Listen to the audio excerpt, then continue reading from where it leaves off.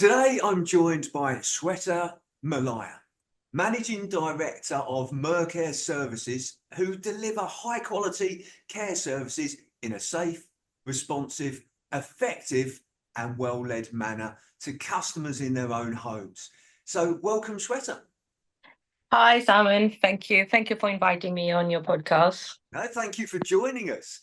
Shweta, let's start off with finding out a bit more about your business. So, what does Maucare Services do? So, Maucare Services provide comfort to people in their own home and peace of mind to their relatives and loved ones. So, we are a domiciliary care company and we provide care services in the comfort of individual in their own home so that they can stay as long as possible in their own environment. So, we provide from 30 minutes call to 24-hour care. It's such an important service in the current environment, and it's great that people provide that. So, thank you for doing that. And okay, Shweta, so let's go back to the beginning. How long have you been in business for yourself? Uh, for myself, for Maucare started in 1st of December 2022. And that's where Maucare, the brand name, started. But I have been in the care industry for 17 years now. Care has never been something that I've ever dreamed of becoming my career. I'm a software engineer. I've studied software engineering back in Mauritius in 2003.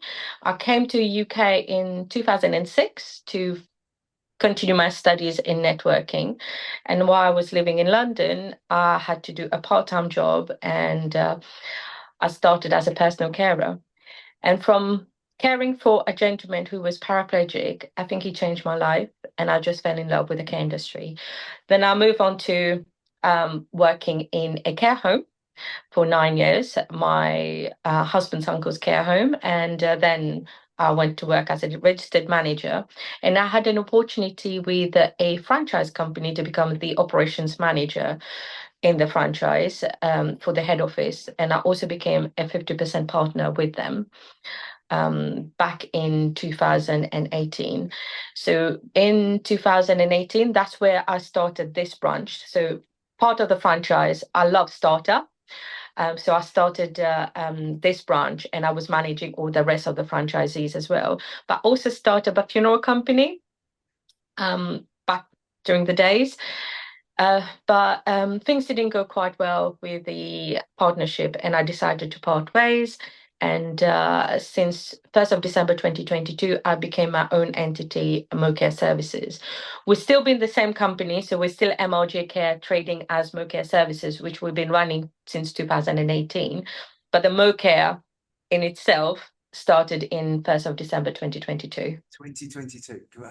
Okay. Look, that's great. Look, and I've got to ask, why come to the UK? I mean, you lived in Mauritius. I mean, I know everyone asks me this question. And to be honest, every couple of years I said I'm going back, but I end up staying. Um, Came to the UK because my husband, who was my boyfriend at that time, so we were in uni together, and he had an opportunity to do his master's in artificial intelligence. wow. And I thought, okay, so if you're going, I should come as well. So I said, like, oh, okay, I'll come and do my professionalization in networking. And then after a couple of years, I'm going to go back to Mauritius and work in Mauritius in the cyber city of Mauritius, which I've already had job lined up for me. But because of my husband, Devin, he ended up having a job. Then I thought, I'm going to sacrifice. If I go back to Mauritius, he's going to follow me. So I end up staying. And then I just fell in love with the care industry. Funny how life works out, isn't it? But Exactly. But every time I look at the weather, and I said, I wish I was on the beach right now. no, absolutely. And look, Shweta, like, on that same sort of connection, I know you sort of said you'd never envisaged that you were going to get into the care services, but what about being a business owner? Had you, when you were younger, did you ever think, actually, I want to be a business owner? Or did that just sort of happen because of the series of events that you explained to us just now? Not when I was in my university days. I always thought that I was going to work in the cyber city because Mauritius is a hub for outsourcing IT companies, and I always thought I was going to work there. And the I started developing business acumen when I became the operations manager in the franchise, and I wanted to come out, like, leave the company and set up my own company because I had a bad experience where there was a new franchisee when I left the care home, because I wanted something different. So I was working in a residential care for 9 years, and I was a deputy manager there. So I wanted something new. So I started looking for a job, and I got this job as registered manager for a domiciliary care company for a franchisee. The managing director, wanted to invest. She didn't have any knowledge. Um, as a startup, I think I worked really, really hard. Turn everything, like, that the franchisee was providing was not good enough. So I changed everything within the operations manual, etc. And I won the NHS contract for the whole of Kent. Wow. Well done. So for the discharge, not discharge to assess, but it's the palliative care, end of life care, and the discharge team. So it was for the whole of Kent. I was really, really proud of myself. But on the second day I was doing training, the managing director had a mental breakdown and decided to close the company. Wow. And I was like, I said, this is it. I'm going back to Mauritius now. I think this is just a sign. So I kind of like gave up because at that time I thought like, it's my moment to shine. But even so, and part of me was saying like, why don't I take this business and run it myself? Because I know I can do a better job. But then I didn't have the money to do it. Then just before I said like I'm gonna have a career break for a couple of months. I'm gonna go to Mauritius and I'm coming back and then I will start from scratch. But then through that moment, that's when I went for an interview. I said this is the last interview I'm gonna go to. I went for the registered manager position, but they offered me an operations manager position. I was like, no, I can't do this. And while I was working for the franchise, I just like, you get that buzz like doing startup and starting a company and then handing it over to somebody to run it. And I think that's what I was thriving. And I was thinking like, if I can do this for other people, maybe I can do it for myself. Um, so then the opportunity came when like they offered me 50% of the company for the head office, and that's when the business acumen really started. And I said like, okay, I think I'm made for it. So I think this is something that I really, really, really enjoy. Is looking at. I'm not really good with finance, so I always have the help with finance. Yeah. But getting people, talking to people, getting business, and I don't know, there is something that people say about me that I'm very likable when I talk to people. So maybe that's a positive thing that got me into business. And Um, what do you think makes a great business owner, Shweta? I think they have to have a degree of empathy Yeah. together as, having good business acumen. I'm not saying that I'm great at it, but the main thing is for me is to understand people and to know what people go through. As a business owner, you just look at figures and you say like growth, growth, growth. You want a return of your investment, a return of your investment. But having that balance of people skill as well as having the balance of business acumen, I think that is a very important thing in business. I always say in my company, they are not my employees, they are members of my family. And we call ourselves the Maucare family. And that is the reason why people stay with me and they follow me, they follow my footstep, and they want. Whenever I tell them, like if I'm doing an interview, I tell them about my story.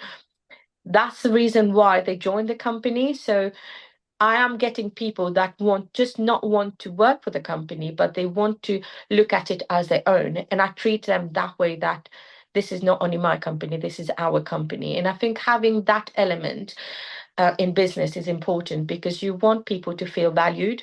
You need that. They need to have that sense of security that no matter you might not get paid a high wage, but you get paid in I don't know, in values, in compliment, and you value these people. You embrace them and you help them to grow. There's been a lot of research about that in terms of as long as you pay somebody a fair sort of salary and wage, but you look after them, you provide them with opportunities to progress, you provide them with opportunities to learn, then you've got really loyal employees. And I think that's great what you sort of said there. Actually, a great business owner cares about the people and looks after the people. So what would you say is the biggest challenge that you've faced being a business owner, Shweta? The biggest challenge I was facing maybe a couple of years ago is recruitment, Right, yeah. because care industry is considered as a low skill work, and having people to be committed to work in this industry it was a really really big challenge. Back in just before COVID, it was it was impossible to get people to work. During COVID, we were quite okay because a lot of people on furlough that wanted to join the care industry. But after COVID was even worse because there was a big, massive crisis in the care industry where it was projected in 2025 there would be about 40,000 carers short in the UK. Wow. So that's one of the biggest challenge that we face is having reliable carers, having reliable people, because we care for people. We care for. It's not a job that is a service or a product that you're putting on the shelf. You're dealing with people's life. You're dealing with a very sensitive matters sometimes, like where people are. End of life care, where you have to have this empathy, you have to have this compassion to be in the care industry, and it's not for everyone. No, no, absolutely. And as I sort of said earlier, I really admire people that provide that care and that service. And so what have you done to overcome that challenge, Shweta? That shortfall in employees, and also to attract employees to your business, because there's other care businesses out there. How have you overcome that?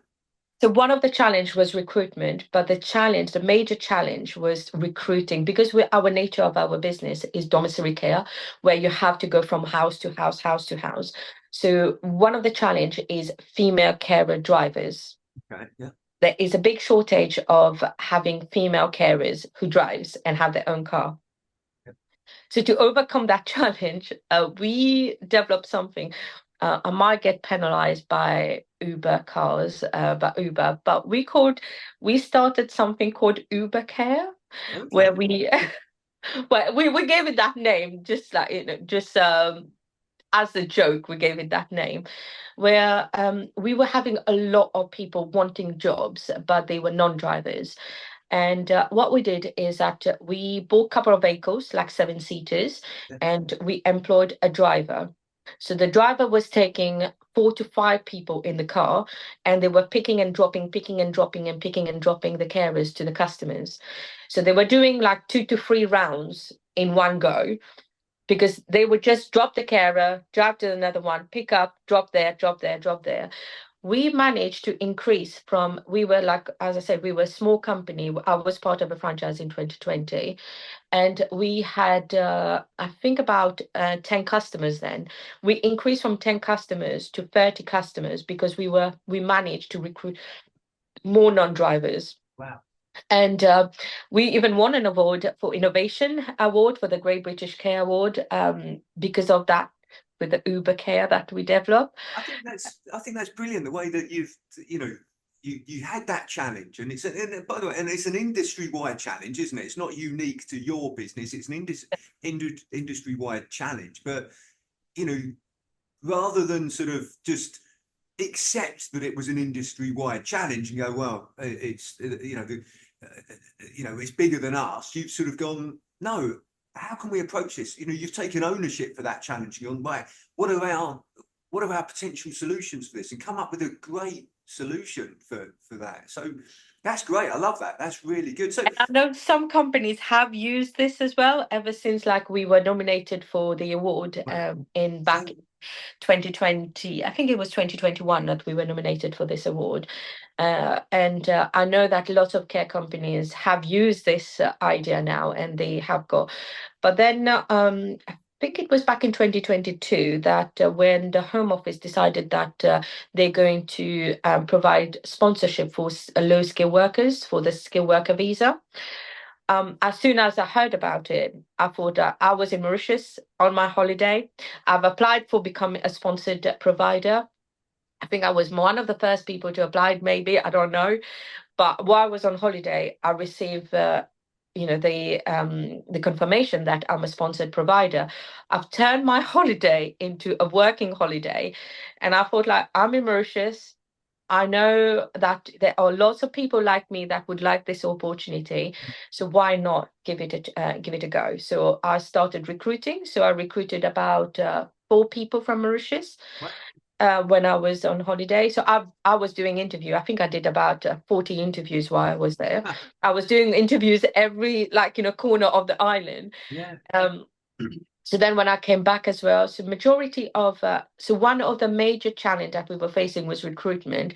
But since becoming a sponsored provider, that challenge, I think we overcome that challenge. At the moment, we have carers who are with most of my part-time carers are on sponsorships that are sponsored, not only in Mauritius but all across um, I don't know, the world. I think I have employed, I believe so.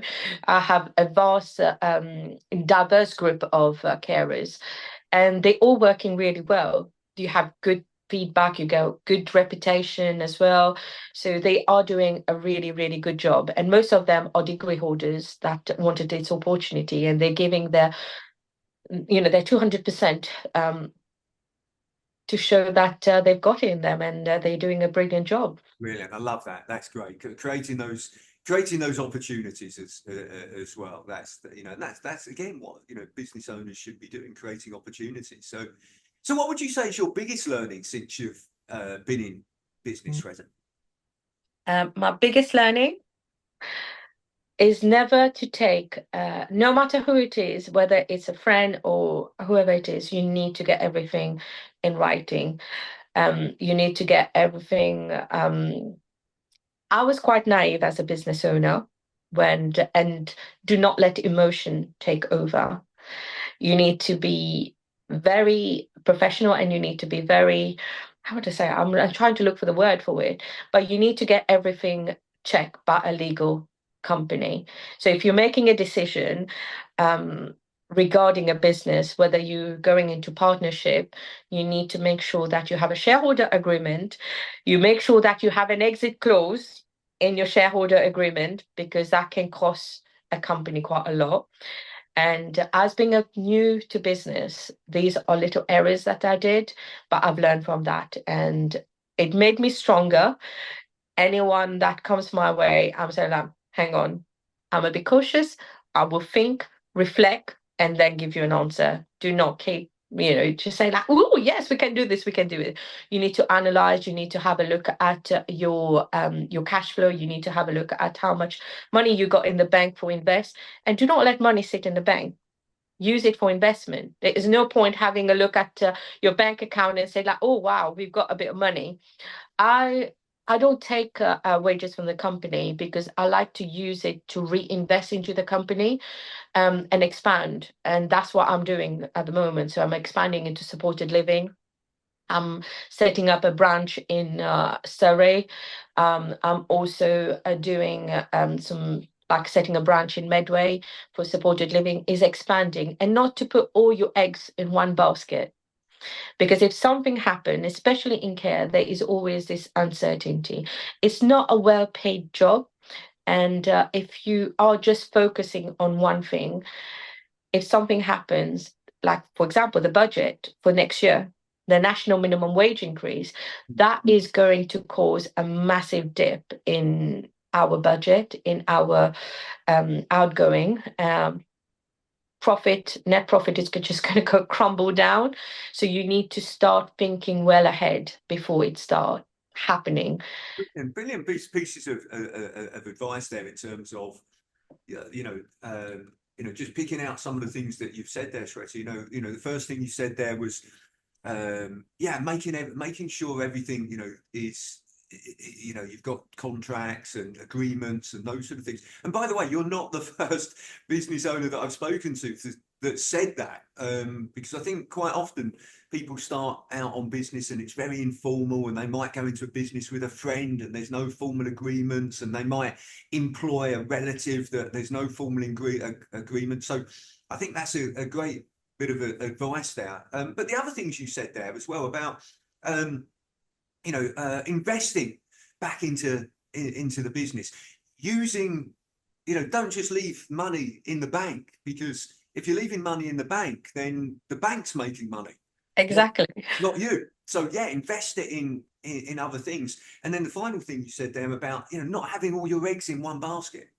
Actually, it wasn't the final thing, but one of the other things you said as well. But looking forward and saying, right, okay, what are the challenges that we've got coming up, and how do we deal with them? About like the minimum wage and those sort of things, right? How do we deal with those?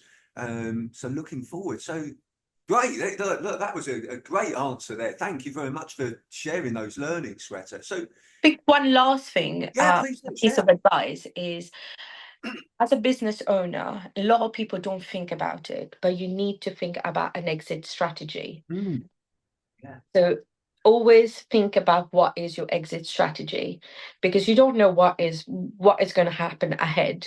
So whenever you start a business, you need to think, what is the exit strategy? Because that's one thing that people don't think as business owners. And if something happened, then you think like, oh my God, what do I do now? And you feel that, what's the point? I've set up this business, I'm not going to get anything. But if you think about your exit strategy, you will work towards getting to that exit strategy, even if it's going to be like hard work for 5 years, but you're aiming to get to your goal, to be able to exit in a beneficial way. We could probably go into real depth with that, but I absolutely agree with you. It's because we're all going to exit our businesses at some stage. Yeah, whether that's through, and the only difference is whether it's through a structured, designed exit or a forced exit. But unfortunately, we don't all live forever. So we are going to exit at some stage. And what you're sort of saying there is actually have a designed, structured exit. It doesn't mean that you need to implement it. No. But as long as you've got something that you're working towards. And by the way, Shweta, on this note, it's one of my big frustrations in the amount of businesses that people have set up a business and they've run it for all of their life. And they've got this successful business, and then something happens, and it might be that they pass away or they want to retire, and the business just stops. Yeah. And they've got this valuable asset that they've built for however many years, and it's just stopped, and it's like a wasted asset. So I think that's a brilliant piece of sharing there. Thank you, Shweta. And look, there's one question that I like to ask everybody that comes on to this sort of podcast with me, which is, what is the best advice that you would give to an 18-year-old you? So if you could go back and speak to yourself when you were 18, what would you say to yourself? Dream big and go big. Okay. So what was the first bit? Think big, was it? Think big. Yeah. And just follow your dreams and just go for it. Like, dream big and just go big. I don't know. But because we don't, like, I mean, when I was at uni, nobody told me that do something that I really, really want to do and just follow my dream. Because you always listen to other people, but just listen to yourself, what you want to be. And that's what I said to my 13-year-old daughter. I said, you do something that you know that you will be successful. Follow your dreams. Think big, think massive. Because if you don't think big, you're not going to achieve success. So just go for it, girl. And love that. So think big or dream big and go big. And actually, the other thing you mentioned there as well is something you enjoy, something you're passionate about as well, because if you're passionate about it and enjoy it, you're more likely to achieve it. Because on those, you know, those bad days or those horrible days where you wake up and you think, oh, I don't want to do this. If it's something you enjoy, something you're passionate about, you're more likely to go, right, no, I'm going to do this. And never give up. I think a lot of people in business or in life, you're always going to get bad days and good days. There's a lot of time that I said, like, oh my God, why am I doing this job? But you think about that light at the end of the tunnel. For me, it's one thing that get me out of bed every time. I went out, this is just, if you don't mind me sharing this, but I went out with one of my carers. We were short of staff, so I go out, do care calls with them as well every now and then. And the customer didn't know who I was, the customer's husband. We were caring for this lady who was in palliative care. And I was there in my uniform, and I was talking to the gentleman, to the lovely John. And I said, John, how is the care going? Is the care going okay? And one thing he said that get me out of bed every time, and it gave me very emotional as well. He said to me, when I hear the doorbell, I feel like the angels are at the door. And I think, whenever I'm down, I think about what he said to me, and this get me out of bed. I mean, like, there's a lot of things that customer has said, but this one stays in my head and stays in my heart, that's the reason why I'm doing this. This is the reason why I'm making the difference in people's life. And whatever I'm doing right. And I just have to keep on persevering, no matter how hard it is. Yeah, look, I think that is a lovely story to end this discussion on. So, Shweta, I really, really appreciate you taking the time to speak with me today and sharing more about your business and also your journey as well. So, thank you very much and keep up the good work. Thank you. Thank you for inviting me. Thank you. It was lovely.